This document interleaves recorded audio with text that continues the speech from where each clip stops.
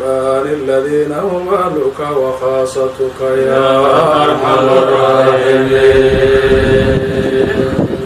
أعوذ بالله السميع العليم من الشيطان الرجيم. فكيف إذا أصابتهم مصيبة بما قدمت أيديهم ثم جاءوك يحلفون بالله إننا إلا إحسانا وتوفيقا.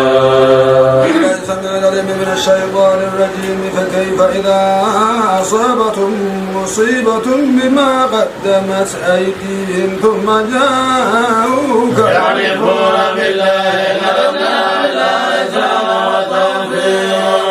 أعوذ بالله السميع العليم من الشيطان الرجيم. فكيف إذا أصابتهم مصيبة بما قدمت أيديهم ثم جاءوك يحلفون بالله إننا